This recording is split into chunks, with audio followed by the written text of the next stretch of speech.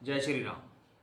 आज हम बात करेंगे पंचम भाव में राहु के शुभ और अशुभ फलों के बारे में कि अगर आपकी कुंडली के अंदर पंचम भाव के अंदर राहु बैठे हैं तो आप जान सकते हैं कि वो आपके लिए शुभ है या अशुभ, या जब उस ग्रह की दशा आएगी तो वो आपको कैसे परिणाम देगा।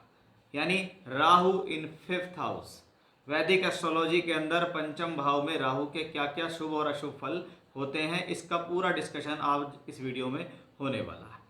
उससे पहले मैं आपको एक जानकारी दे देता हूं कि हम बात करेंगे यहाँ पंचम भाव की, जिसके अपने खुद के कारकत्व हैं, और बात करेंगे राहु की, जिसका अपना खुद का एक स्वभाव है। उसके बाद मैं आपको बताऊंगा राहु को हम कैसे नॉर्मली देख सकते हैं सामान्य तौर पर कि क्या ये शुभ है या अशुभ है। फिर हम बात करेंगे कि पंचम भाव में बैठ के राहु आपको क्या क्या एक्टिविटीज या फलित या तथ्य क्या वो आपको दे सकता है। देखिए, राहु का खुद का एक अपना स्वभाव है। जैसा कि हम जानते हैं राहु स्वभाव में अशुभ ग्रह है, क्योंकि ये राहु और केतु एक राक्षसी ग्रह हैं जो एक सर्प के टुकड़े से जुड़े हुए हैं। यानी इनके अंदर विष भी है और इनके अंदर अमृत कलशपान होने के कारण शुभता भी है। यानी ये शुभ भी है या अशुभ भी है, डिपेंड करता है कि ये कैसी परिस्थिति में फंसे हुए हैं। अगर ये शुभ परिस्थिति में है तो ये बहुत बढ़ चढ़ कर रिजल्ट देते हैं, इसलिए राहु को कलयुग का राजा कहा गया है। और अगर ये अशुभ स्थिति में है तो ये आपको बहुत कुछ प्रॉब्लम्स, दरिद्रता, परेशानी, कर्ज, कोर्ट केस, झगड़ा झंझट, मैरिड लाइफ डिस्प्यूट्स, सब कुछ ये देने में सक्षम भी होते हैं। अब राहु ग्रह के लिए अगर हम देखें तो हम इसको छाया कहते हैं, हम इसको ग्रहण लगाना कहते हैं। हम कहते हैं ये रूढ़िवादी है, सामाजिकता से हटके अलग चलता है, समाज की बातें नहीं मानता, अपने चलाने की कोशिश करता है। इसलिए इसको निर्भीक, साहसी, उद्दंडी या एक तरीके से अड़ियल रवैये वाला प्लेनेट हम इसको कहते हैं। जहाँ पर भी कुछ चीज़ें ऐसी आती हैं जो सामाजिकता से हटके है, या कहीं ना कहीं हम देखें तो अपनी संस्कृति के हिसाब से देखेंगे तो वेस्टर्न कल्चर को अपनाने की बात अगर आती है तो राहु उसको ज़्यादा एक्सेप्ट करता है या राहु बढ़ चढ़ के उसमें हिस्सा लेता है। इसलिए वो सभी लोग जो समाज में इस तरीके के कार्य करते देखे जाते हैं, जिसको देखकर एक सामान्य व्यक्ति कहता है कि ये सामाजिकता से हटके है, ये कुछ अभद्र है, ये कुछ गलत है, तो कहीं ना कहीं राहु की टेंडेंसी उसके अंदर आ चुकी है। इसलिए राहु को रूल ब्रेकर कहा गया है। आज ये आपको अच्छा बना रहा है, कल ये आपके खुद के रूल को तोड़कर आगे बढ़ जाएगा। सडन गेन सडन लॉस देने वाला प्लेनेट, सदैव उल्टा चलता है, सदैव वक्री होता है। इसलिए वक्री ग्रहों को वैसे तो शक्तिशाली कहा गया है, इसलिए ये प्लेनेट सडन गेन भी दे सकता है, सडन लॉस भी दे सकता है। तो ये तो एक राहु के कारकत्व है। अब सामान्य तौर पर पंचम भाव में जब राहु बैठ जाएगा तो वो आपको क्या दे देगा। अब जो पांचवा भाव है इससे संबंधित बहुत सारे कारकत्व हैं। मैं उसको बताने से पहले आपको बता देता हूं कि भी राहु ग्रह पंचम भाव में अगर शुक्र, बुध और शनि की राशियों में बैठता है तो वो अच्छा महसूस करता है, क्योंकि वो उसके लिए एक मित्र के भाव है, वहां पर उसका कंफर्ट जोन है। पहली बात, राहु पंचम में है, कुंडली का एक शुभ स्थान है। ये दूसरा त्रिकोण कहलाता है। पहला त्रिकोण लग्न है, दूसरा त्रिकोण पंचम भाव है। ये पंचम भाव आपकी बुद्धि और आपके पूर्व जन्मों को भी दर्शाता है। अब उस पंचम भाव में उस त्रिकोण स्थान के अंदर, एक शुभ स्थान के अंदर राहु बैठ गया है। अब वो राहु कहता है अगर मैं यहाँ शुक्र की यानी वृषभ और तुला, बुध की यानी मिथुन और कन्या, और शनि की यानी मकर और कुंभ राशियों में अगर बैठ जाता हूँ तो मैं ज़्यादा अच्छा महसूस करता हूँ, क्योंकि मैं इनको अपना मित्र मानता हूँ। उसके अलावा सूर्य, चंद्रमा, मंगल और गुरु की राशियों में राहु का जाना बहुत अच्छा नहीं माना जाता है, क्योंकि राहु की इनसे बिल्कुल भी विचारधारा नहीं मिलती। सूर्य को राजा, चंद्रमा को रानी, मंगल को सेनापति और बृहस्पति को आचार्य। क्योंकि राहु के आचार्य कौन है? शुक्र है। राहु के आचार्य गुरु नहीं है, इसलिए वो गुरु से हेट करता है। इसलिए आपने देखा होगा गुरु राहु का चांडाल दोस्त प्रॉब्लमेटिक होता है ज़्यादा। तो ये चीज़ें हमें सबसे पहले ध्यान देना चाहिए कि हमारे पास कुंडली है, हमारे पंचम भाव में राहु है, तो हमें लिख लेना चाहिए कि पंचम में राहु है, इस राशि में बैठा है। अब जिसकी राशि में वो बैठ गया है, उसकी राशि का मालिक अगर केंद्र त्रिकोण में उच्चकार स्वराशि का होके है तो वो राहु बली है, और खराब भावों में जाता है, 6-8-12 में जाता है, वक्री हो जाता है, पीड़ित हो जाता है, अस्त हो जाता है, तो राहु कंफर्ट जोन नहीं है। इतना मोटे तौर पे आप जान सकते हैं। अब सबसे पहले राहु को हम फिफ्थ हाउस में अगर बैठा के देखें तो ये हमारी बुद्धि का स्थान है। फिफ्थ हाउस को हम विजडम कहते हैं कि राहु यहाँ पर बुद्धि दे भी सकता है और यहाँ राहु बैठकर इंटेलिजेंट भी बना सकता है, तो राहु यहाँ बैठकर आपकी बुद्धि से आपका लॉस भी करा सकता है, आपकी बुद्धि को भ्रमित भी कर सकता है। कि फिफ्थ हाउस का राहु है, वायु तत्व ग्रह है, बुद्धि स्थान पे बैठता है, यानी ये बात तो पक्की है कि व्यक्ति स्वभाव में इंटेलिजेंट तो होगा। अब वो इंटेलिजेंसी वो किस मार्ग पे लगा रहा है, ये बात है। क्या वो इंटेलिजेंसी को चोरी करने में लगा रहा है या उस इंटेलिजेंसी को जीवन में कुछ सीखने और पढ़ने में लगा रहा है, ये डिपेंड करेगा आपके हॉरोस्कोप पे कि राहु किस ग्रह की राशि में, जैसा कि मैंने शुरू में बताया। इसलिए मैं आपको दोनों तरीके के फल बता के चलूंगा कि आप अगर कहते किसी ने कहा जी राहु पंचम में शुभ होता है, और मैं आपको इतनी सारी हॉरोस्कोप दिखा देता हूँ कि राहु पंचम में अशुभ है, और इतनी भी दिखा सकता हूँ कि राहु पंचम में शुभ है। इसलिए शुभ और अशुभ फल उसके डिपेंड करते हैं कि वो कब कहाँ किसकी राशि में है। कि अगर राहु शुभ स्थान में पंचम भाव में शुभ ग्रह की राशि में है तो ऐसी स्थिति में लोगों की बुद्धि बहुत तेज होती है, तीव्र बुद्धि, किसी भी सब्जेक्ट को पढ़कर सीखकर उसमें महारत हासिल करना, इंटेलिजेंसी, ये कहाँ से आती है? प्योरली राहु से आती है, क्योंकि ये प्योरली टेक्निकल एजुकेशन देने वाला प्लेनेट है। ये आपको लिटरेचर का कोई सब्जेक्ट नहीं पढ़ाएगा, ये सारे टेक्निकल एजुकेशंस पढ़ाएगा, ये पार्ट्स पढ़ाएगा। जैसे मान लीजिए किसी ने कहा जी मुझे मोबाइल्स की एसेसरीज या छोटे छोटे पार्ट की नॉलेज है, मुझे कंप्यूटर की छोटे छोटे पार्ट्स की और इनकी नॉलेज है, मैं हार्डवेयर में और सॉफ्टवेयर में दोनों में इंटेलिजेंसी रखता हूँ, यानी मैं किसी चीज़ को बारीकी से अध्ययन करके सीखने में सक्षम हूँ। ये फिफ्थ हाउस का राहु आपको बेहतर तरीके से बता सकता है। आज के समय में जो भी टेक्नोलॉजी समाज में चलती है और जो भी टेक्नोलॉजी इन फ्यूचर आने वाली है, उस पर वर्क करना, उसको समय समय पर परिवर्तन या मॉडिफिकेशन करना या उसके साथ करना। फॉर एग्जाम्पल किसी का राहु पंचम में और उसने कोई इंजीनियरिंग पढ़ ली, अब राहु तो उसका पंचम में ही है, तो जैसे ही उसके फील्ड के अंदर कुछ भी परिवर्तन होते हैं तो वो उनसे संबंधित चीज़ों को या तो सीख लेता है या उसकी कोचिंग ले लेता है या क्लास ले लेता है और उसको भी अपने सब्जेक्ट में ऐड कर लेता है। यानी ऐसे प्लेनेट का स्वभाव होता है कुछ हटकर करने में सक्षम होना। ऐसे लोगों की बुद्धि, ऐसे लोगों का जो दिमाग है वो सदैव कुछ हटकर सोचने वाला होता है। अब राहु यहाँ शुभ है तो वो एजुकेशनली शुभ हो जाता है, बुद्धि उसकी बेहतर काम करती है, कुछ हटकर अच्छा और बेहतर करता है। और राहु यहाँ अगर खराब हो जाता है, राहु यहाँ अगर पीड़ित हो जाता है तो व्यक्ति का अपनी ही बुद्धि से अपने नुकसान करता है। फिर वो ऐसे ऐसे डिसीजंस लेता है जीवन में जिससे उसको लॉसेज होते हैं। उसको किसी से कोई मतलब नहीं होता कि तुम्हारी समाज में बदनामी हो रही है, समाज आपको प्रॉब्लम कर रहा है, आप जो डिसीजंस ले रहे हैं उससे लॉस हो रहा है। उसकी बुद्धि क्या होती है? भ्रमित तरीके से बुद्धि होती है।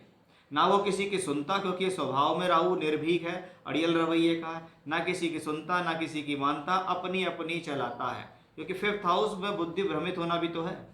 फिफ्थ हाउस हमारा निर्णय है। अब आप इसको देखें कि पंचम भाव 10वें घर से 8वां भाव है, यानी हमारे लगन से पंचम में हमारी बुद्धि है, लेकिन दशम से अष्टम होने के कारण प्रोफेशनल लाइफ की गलतियां हैं। और जो लोग व्यापार में या नौकरी में वर्क कर रहे हैं, कहीं ना कहीं उनकी बुद्धि ही तो काम कर रही है। और अगर उनकी बुद्धि ही ठीक तरीके से काम नहीं करेगी तो क्या करेंगे? लॉसेस करेंगे। इसलिए जिन जिन भी लोगों की हॉरोस्कोप में फिफ्थ हाउस में राहु कैसी भी स्थिति में है और उसकी दशा आ जाए, तो सबसे पहले ध्यान रखो, अगर महादशा आई है तो राहु में राहु, अंतरदशा आई है तो सिर्फ राहु। भैया तब तक अपने फैसले सोच समझ कर लें। ऐसा प्लेनेट आपको ups and down in career दे सकता है। ऐसा प्लेनेट अचानक से नौकरी छुड़वा सकता है, बिजनेस में लॉस कर सकता है। अगर राहु शुभ है तो संभाल जाओगे, राहु अशुभ है तो जुए, सट्टे, लॉटरी, स्टॉक मार्केट में पैसा लगाओगे और उन थोड़े समय काल में ही आपका पैसा बर्बाद हो जाएगा, पूरी तरीके से आप प्रॉब्लम में आ जाएंगे। यानी ये सारी चीज़ें फिफ्थ हाउस पे ही डिपेंड है, ये सारी चीज़ आपकी बुद्धि पर ही तो डिपेंड है कि राहु शुभ है तो बुद्धि शुभ है, राहु अशुभ है तो बुद्धि खराब है। जब राहु खराब होता है तो ऐसे लोगों में क्या होता है? भ्रमितता तो होती है, सुनते तो किसी की है नहीं, ओवर कॉन्फिडेंस बहुत है। मुझे सब आता है, मैं सब चीज़ कर सकता हूँ, मुझे कुछ समझाने की ज़रूरत नहीं है, मैंने तो जो कह दिया वैसा ही होगा, मैंने सब याद कर लिया, मैंने सब पढ़ लिया, मुझे सब आता है, मेरा एग्ज़ाम्स आप देख लेना, मैं ये कर दूंगा, मैं वो कर दूंगा। कुछ भी नहीं होता, लास्ट में जाके उसको लॉसेस होते हैं। पूर्व जन्म के कर्मों पे अगर हम बात करें तो ये भी हम पंचम भाव से देखते हैं। कहा जाता है कि पंचम में राहु है और वो शुभ है, तो कहते हैं हमें जो शुभ फल मिल रहे हैं इस जन्म में, हम अच्छे कुल में पैदा हुए, परिवार में पैदा हुए, लग्जरी मिली, अच्छी पढ़ाई मिली, सब कुछ अच्छा मिल रहा है, तो हमारे पिछले जन्म के कर्म कुछ अच्छे हैं जिसकी वजह से हमारा राहु यहाँ हमें स्ट्रांग मिला है। और हमारे साथ जीवन में प्रॉब्लम्स हो रही हैं, तो इसको कहते हैं कि मैंने इस जन्म में तो 25 साल 30 साल मेरी उम्र हो गई, मैंने किसी का कुछ बुरा नहीं किया, फिर भी मेरे साथ क्यों बुरा हो रहा है। भाई तुम्हारा राहु 5th हाउस में पीड़ित है, वो जिसकी राशि में वो पीड़ित है, आप पिछले जन्म के कर्मों को भोग रहे हो। जब तक ये पूरे भोग नहीं उतर जाएंगे तब तक आपका उद्धार नहीं होगा। 5th हाउस को इसलिए एजुकेशन कहते हैं। भाई जहाँ बुद्धि है, जहाँ निर्णय है, जहाँ सोच है, विचार है, आइडियाज़ हैं, तो वहाँ शिक्षा भी तो है। अगर राहु यहाँ शुभ है, खास तौर पे अगर देखा जाए कि अगर शुभ अवस्था में है, तो टेक्निकल एजुकेशंस के लिए मैंने आपको बताया ही है कि भाई इसको शुक्र शनि बुध की राशियाँ पसंद है, तो ये टेक्निकल फील्ड के अंदर अच्छा जाता है। खास तौर पे पार्ट्स की हो, कोई लैंग्वेज से संबंधित स्थितियाँ हो, ये सब चीज़ों पे उसकी अच्छी खासी कमांड देखी जाती है। अब राहु को कहा जाता है मीडिया से रिलेटेड प्लैनेट्स। आज के समय में जितने भी ग्राफिक डिज़ाइनर हैं, एनिमेशन का काम करते हैं, मीडिया से संबंधित कोर्स कर सकते हैं, मास कम्युनिकेशंस के कोर्स कर रहे हैं, मीडिया में है। फॉर एग्जांपल आप एयर होस्टेस से संबंधित कोई कोर्स कर रही हैं, तो विमान से संबंधित कोई जो चीज़ है, या पायलट वाली बात है, या हवा में उड़ने वाली जो चीज़ें होती हैं उनसे सब में बात कर रहे हैं, तो ये सारी चीज़ें कहाँ आती हैं? स्पेस क्राफ्ट, साइंटिस्ट, आविष्कारक, ये सब चीज़ें कहाँ आती हैं? 5th हाउस में, क्योंकि राहु एक वायु तत्वीय ग्रह है। अगर ये आपके 3, 7 और 11 नंबर की राशि में पंचम भाव में बैठा है, क्योंकि 3, 7, 11 बुध शुक्र शनि की राशि है, और राहु वायु तत्व का ग्रह है, तो ऐसा ग्रह आपको ऐसे ही फील्ड के अंदर एजुकेशन करा देगा और ऐसे ही फील्ड में ले जाके आपको आगे बढ़ा देगा। अब ये राहु अगर शुभ है तो आपको एजुकेशनली सडन गेन्स मिलता है। क्या हुआ जी, राहु की दशा थी, मैं एग्जाम दे के आया, मुझे अचानक से मेरे अच्छे फील्ड के अंदर मुझे नौकरी मिल गई, अचानक से अच्छे फील्ड के अंदर मुझे एजुकेशन मिल गई, अचानक से मुझे एक अच्छा कॉलेज मिल गया। ये भी राहु के 5th हाउस में शुभ फल है। अब जो लोग जीवन में जुए से, सट्टे से, लॉटरी से, स्टॉक मार्केट से जबरदस्त पैसा कमा गए हैं, उसका भी कहीं ना कहीं राहु से रोल है कि राहु अगर पंचम भाव में अपने मित्र की राशि में बैठा है, 1, 5, 9 के स्वामी या तो राहु के साथ बैठे हैं या उसे देख रहे हैं।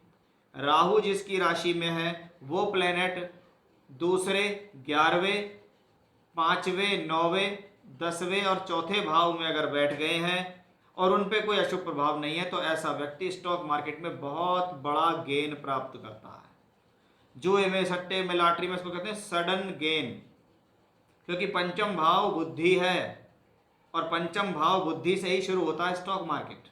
12th हाउस इन्वेस्टमेंट है, 12वां घर किस लिए है? खर्च का है, कि मैंने बुद्धि लगा के खर्च किया तो मुझे धन प्राप्त हुआ। ये मेरा राहु मुझे शुभ फल दे रहा है। इसी को मैं महाधन योग की कैटेगरी में लाता हूँ। कहते हैं ना, राहु कब राजयोग देगा, कब धन योग देगा, कब सडन गेन देगा। तो नियम यही है, राहु पंचम भाव में मित्र की राशि में बैठा हो, उसका संबंध त्रिकोण या केंद्र के भावों से हो, उच्च ग्रहों से हो, अशुभ प्रभाव ना हो, जिसकी राशि में हो वो शुभ हो, तो ऐसा राहु अपनी दशा में महाधन योग देने में सक्षम है। रिलेशनशिप्स यानी रोमांस का भाव भी पंचम भाव है। अगर राहु आपका अशुभ है तो ऐसा व्यक्ति अपने जीवन में अपनी रोमांटिक लाइफ को मेंटेन नहीं कर पाता। उसके जीवन में लव रिलेशनशिप्स होते हैं क्योंकि राहु भोग विलास का कारक है, लेकिन उसकी जो सोच है वो संकुचित होती है। उसकी जो सोच है अपने लाइफ पार्टनर के साथ लस्ट के प्रति ज़्यादा होती है, लव के प्रति कम होती है।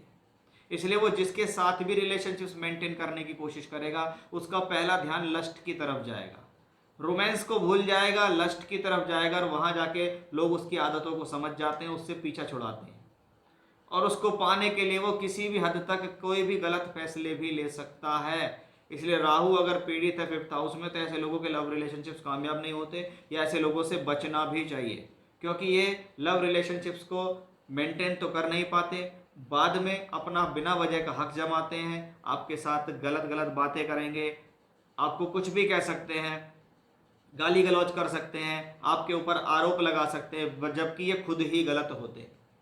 जो लोग आज के समय में सोशल मीडिया प्लेटफॉर्म पे बहुत ज़्यादा एक्टिव होकर काम कर रहे हैं, फेसबुक पे, इंस्टाग्राम पे, यूट्यूब पे, ये सब कुछ है, तो कहीं ना कहीं 5th हाउस ऐसी चीज़ आपको देता है, पंचम भाव ऐसी चीज़ आपको देगा। पंचम भाव में राहु अगर बली होगा तो आपको इन क्षेत्रों से जीवन में आगे बढ़ाने में सक्षम होगा। अब 5th हाउस को संतान भी कहा गया है। पंचम भाव के लिए कहा जाता है कि पंचम भाव संतान का भाव है। सामान्य तौर पर पंचम भाव में अशुभ ग्रह संतान प्राप्ति में डिले या पीड़ा देते हैं। राहु को शनि जैसे स्वभाव करने का वाला ग्रह कहा गया है। अगर राहु पंचम भाव में है, मित्र की राशि में और वो मित्र ठीक है, तो ऐसा प्लेनेट आपको संतान जरूर देगा। सामान्य तौर पर ऐसी स्थिति में पुत्री संतान होने की स्थितियां ज्यादा होती हैं, पुत्र संतान होने की स्थितियां कम होती हैं। अगर किसी पुरुष की कुंडली में ऐसा है तो उसे ऐसी स्त्री से शादी करनी चाहिए जिसकी कुंडली में मेल के कॉम्बिनेशन दिखाई दें। और किसी स्त्री की कुंडली में अगर ऐसा है तो उसकी कुंडली में उसको कुंडली मिलान करते समय देखना चाहिए कि भी मेल के कॉन्सेप्ट कितने हैं, कभी संतान में पुत्र होगी या नहीं होगी। क्योंकि पुत्र और पुत्री दोनों हर किसी को चाहिए।